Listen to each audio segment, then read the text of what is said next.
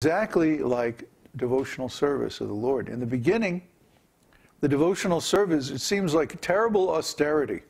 Oh, you have to follow so many rules and study these big, thick books and chant these arcane mantras and understand this esoteric philosophy and hang out with these weird guys. Yeah, it's really tough. I don't know how anybody becomes a devotee. They must just really be desperate after trying everything, you know. That's how I was. I tried everything. Everything that I knew, everything that I thought was a good idea, I tried it.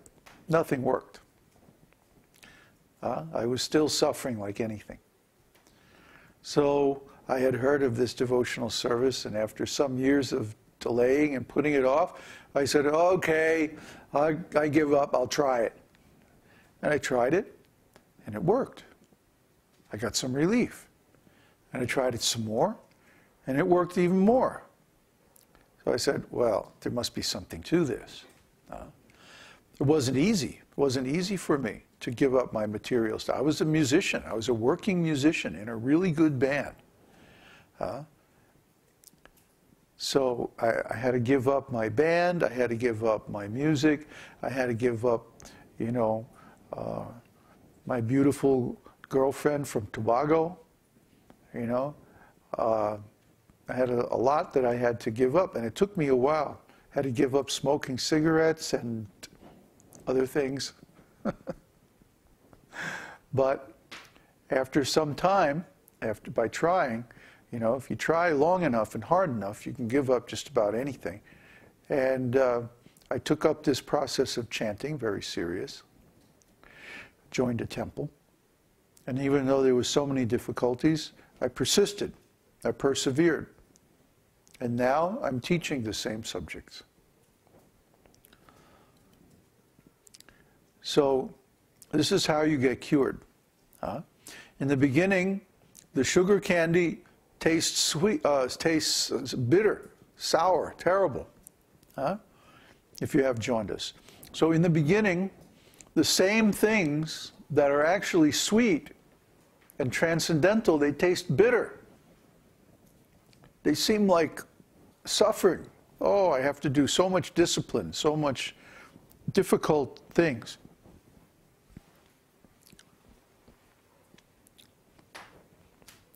So this is because we're in a diseased condition. See? In the normal condition, the candy tastes sweet.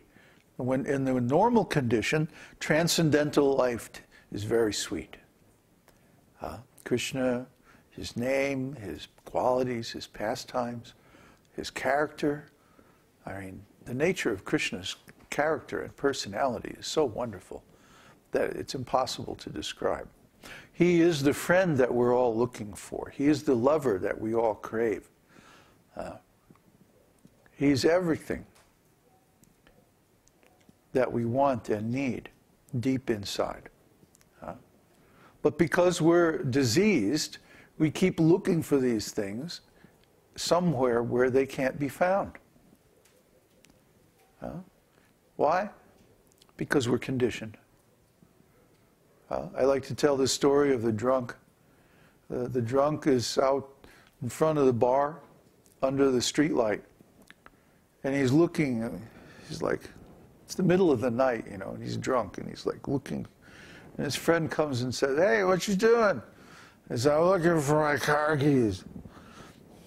So his friend says, well, where'd you lose them? And he goes, I lost them in the parking lot. So his friend says, well, why are you looking out here? He says, because this is where the light is.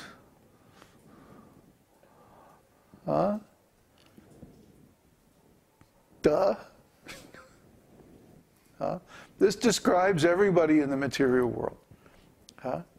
They lost their relationship with Krishna. So they're looking for it, but they're looking for it in the wrong place. They're looking for it in the material world. Why? Because that's where our senses are. That's where our mind is. That's where our body is. And so we think, if I look hard enough, somehow I'll find it. But we're drunk. We're in illusion. We're in ignorance. We're looking in the wrong place. That's not where we lost it, so that's not where we're going to find it. See? The drunk is looking under the light because that's the only place he can see.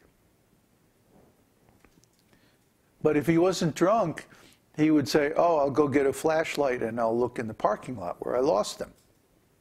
See, that would be intelligent. But because he's lost his intelligence, he's looking in the wrong place. So the same goes with us. We're looking in the wrong place. We're looking in the material body, the material mind, the material senses, the material world. And we're not finding what we're looking for, are we? You have to admit that first. Let's be honest. We're not finding what we're looking for here in the material world. We want peace, we want happiness, we want love, but all these things are not to be found here. What we find here is suffering and ignorance and strife and arguments and betrayals, lies, violence, lust. That's what we find here. This is not where our true friend Krishna is. This is not where our real relationship is. This is not where our real home is. All those things are in the spiritual world. And where is the spiritual world? Like Jesus said, the kingdom of God is within you. It's within you. And who are you? You are a spirit soul. You are pure consciousness. You are a living entity, a transcendental being that happens to be temporarily residing in this body. But don't let that fool you, because this isn't your home. Just like if you go to some foreign country, like we're in a foreign country now, we're in Chile, and none of us are from here. So we're all strangers. But somehow or other we have rented this house, and now we're staying here for some time, and then in a few weeks we're going to be leaving, and that's it. We're gone. We're not coming back. Similarly, the soul is like a guest, like a foreigner from another land, living in this material body, like a house, a rented house, an apartment.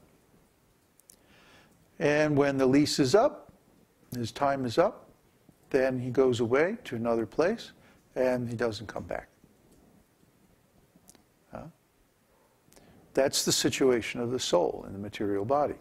Just like the situation of a tenant in a rented house or apartment.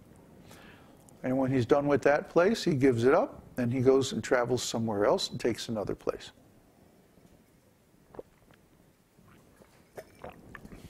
Similarly, the soul, when he's through with this body, when his time is up, he goes to another body according to his qualifications. Now, qualification means, just like if you're living in one place, paying a certain amount of rent, and then you get more money, you can go to a nicer place where you have to pay more rent. But you can afford it because you got more money. Or if you lose your job, well, a lot of people are losing their jobs these days, you have to get out of the place you're in and go to a cheaper place. Maybe you wind up, down by the river, camped out in a tent. So it could be a lot worse. But still, according to your qualification, you change your place. Similarly, the soul, according to the karma, according to the results of his activities, in this life, he gets another life, gets another body. In the next life, according to the results of those activities. So if I do good in this life, then I advance and I get a better place in the next life. If I do bad things in this life, then in the next life I get a worse situation. What's good and bad? Well, it depends on how I give experiences to others. If I give experiences of pain to others, then I have to go through those same experiences in the future. And if I give pleasure to others, then I get enjoyment in the future. Usually it's a mix of both.